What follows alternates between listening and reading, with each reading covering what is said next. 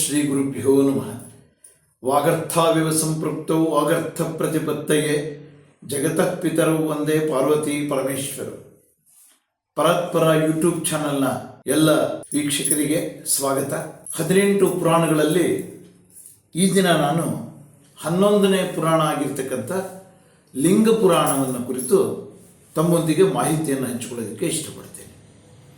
ಲಿಂಗ ಪುರಾಣ ಅಂದರೆ ತಮಗೆಲ್ಲ ಗೊತ್ತಿರೋ ಹಾಗೆ ಈಶ್ವರನನ್ನು ಲಿಂಗ ಅನ್ನುವಂಥ ಹೆಸರಿನಿಂದ ಗುರುತಿಸ್ತೀವಿ. ಲಿಂಗ ರೂಪದಲ್ಲೇ ಶಿವನಿಗೆ ಆರಾಧನೆಯನ್ನು ಮಾಡ್ತೀವಿ. ಲಿಂಗ ರೂಪದಲ್ಲೇ ನಮಗೆ ಪುರಾಣಗಳಲ್ಲಿ ಅನೇಕ ಮಾಹಿತಿಗಳು ಕೂಡ ಲಭ್ಯ ಇದೆ.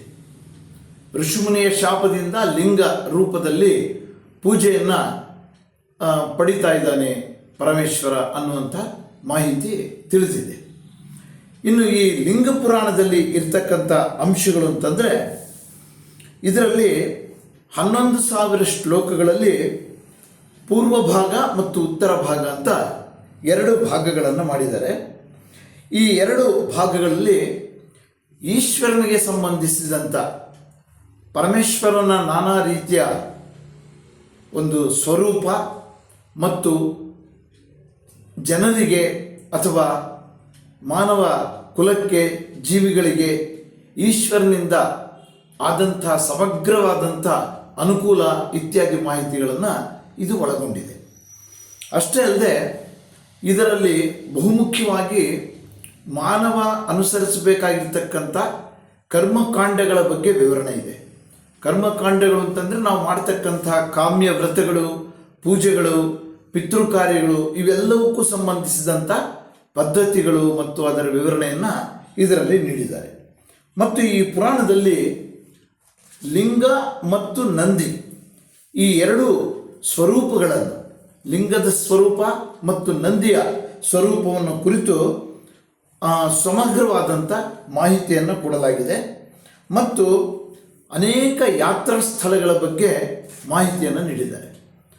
ನಾವು ಇವತ್ತೇನು ಬಹು ಸುಲಭವಾಗಿ ಪ್ರಯಾಣಿಸಿ ಹೋಗಿ ಕಾಶಿ, ಗಯಾ, ಪ್ರಯಾಗ ಮತ್ತು ಬದರಿನಾಥ, ಕೇದಾರನಾಥ ಇವೆಲ್ಲ ಕ್ಷೇತ್ರಗಳನ್ನು ನಾವೇನು ಸಂದರ್ಶನ ಮಾಡ್ಕೊಂಡು ಬರ್ತಾ ಇದ್ದೀವಿ, ಆ ಕ್ಷೇತ್ರಗಳು ಆ ಕಾಲದಲ್ಲಿ ನೂರಾರು ವರ್ಷಗಳ ಹಿಂದೆ, ಸಾವಿರಾರು ವರ್ಷಗಳ ಹಿಂದೆ ಹೇಗಿದ್ದಿರಬಹುದು ಅಂತ ನಾವು ಊಹೆ ಮಾಡ್ಬೋದು.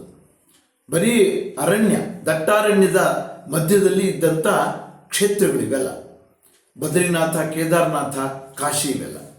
ಅಂಥ ಒಂದು ದೇವಾಲಯಗಳಿಗೆ ನಾವು ಹೋಗಿ ಮಾಡಬೇಕಾಗಿರ್ತಕ್ಕಂಥ ಪೂಜಾ ವಿಶೇಷಗಳು ಮತ್ತು ಅಲ್ಲಿರ್ತಕ್ಕಂಥ ಆ ದೇವರುಗಳ ಪ್ರಭಾವ ಏನು ಇತ್ಯಾದಿ ಮಾಹಿತಿಯನ್ನು ಕೂಡ ಈ ಲಿಂಗ ಪುರಾಣದಲ್ಲಿ ನೀಡಿದ್ದಾರೆ.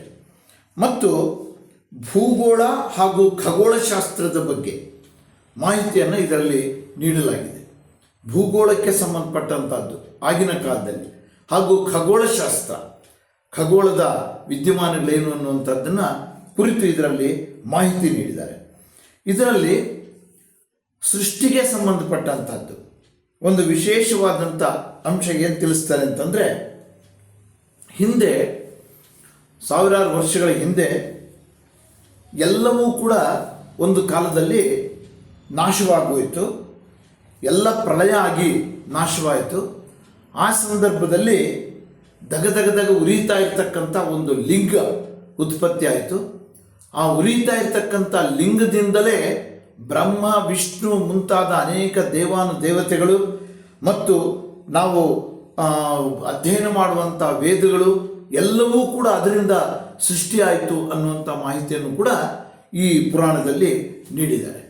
ಹಾಗಾಗಿ ಇದರಲ್ಲಿ ಅಂಥ ಒಂದು ವಿಶೇಷತೆಯನ್ನು ನಾವು ಕಾಣಬಹುದು. ಲಿಂಗ ಪ್ರಪಂಚದ ಉತ್ಪತ್ತಿಗೆ, ಲಿಂಗ ಮತ್ತು ಯೋನಿಯಿಂದ ಉತ್ಪತ್ತಿಯಾಗಿದ್ದು ಅನ್ನುವಂಥ ಮಾಹಿತಿ ಕೂಡ ಇದರಲ್ಲಿ ಅಡಕವಾಗಿದೆ. ಇದು ಶಿವ ಮತ್ತು ಶಕ್ತಿ, ಶಿವ ಮತ್ತು ಶಕ್ತಿಯರ ಮಿಲನದಿಂದ ಉತ್ಪತ್ತಿಯಾಗಿರ್ತಕ್ಕಂಥದ್ದು ಎಲ್ಲವೂ ಅನ್ನುವಂಥ ಮಾಹಿತಿಯನ್ನು ಕೂಡ ಈ ಲಿಂಗ ಪುರಾಣದಲ್ಲಿ ನೀಡಿದ್ದಾರೆ. ಇಂಥ ಒಂದು ಈ ಲಿಂಗ ಪುರಾಣ ನಮಗೆ ಪುರಾಣಗಳಲ್ಲಿ ಇದು ಕೂಡ ಸ್ವಲ್ಪ ವಿಶೇಷತೆಯನ್ನು ಪಡೆದಿರುವಂಥ ಒಂದು ಪುರಾಣ ಆಗಿದೆ. ಈ ಪುರಾಣವನ್ನು ನಾವು ಅಧ್ಯಯನ ಮಾಡೋದ್ರ ಮೂಲಕ ಶಿವನ ಎಂಥ ಒಂದು ಶಕ್ತಿ ಮತ್ತು ಶಿವ ಈ ಎರಡರ ಸ್ವರೂಪ ಏನು ಅನ್ನುವಂಥದ್ದನ್ನು ನಾವು ತಿಳ್ಕೊಳ್ಬೇಕಾಗಿದೆ ಅಂತ ತಮ್ಮಲ್ಲಿ ಮಾಹಿತಿಯನ್ನು ಹಂಚಿಕೊಳ್ತಾ ಇವತ್ತಿನ ಈ ವಿಡಿಯೋವನ್ನು ಮುಕ್ತಾಯ ಮಾಡ್ತೀನಿ. ಎಲ್ಲರೂ ಕೂಡ ಯಾರು ಈ ವಿಡಿಯೋಗೆ ಸಬ್ಸ್ಕ್ರೈಬ್ ಮಾಡಿಲ್ವೋ ಎಲ್ಲ ಸಬ್ಸ್ಕ್ರೈಬ್ ಮಾಡಿ, ಲೈಕ್ ಮಾಡಿ, ಬೆಲ್ ಐಕಾನನ್ನು ಪ್ರೆಸ್ ಮಾಡಿ ಅಂತ ತಮ್ಮಲ್ಲಿ ಕೇಳ್ಕೊಳ್ತಾ ಇವತ್ತಿನ ವಿಡಿಯೋ ಮುಕ್ತಾಯ ಮಾಡ್ತೀನಿ. ನಮಸ್ಕಾರ.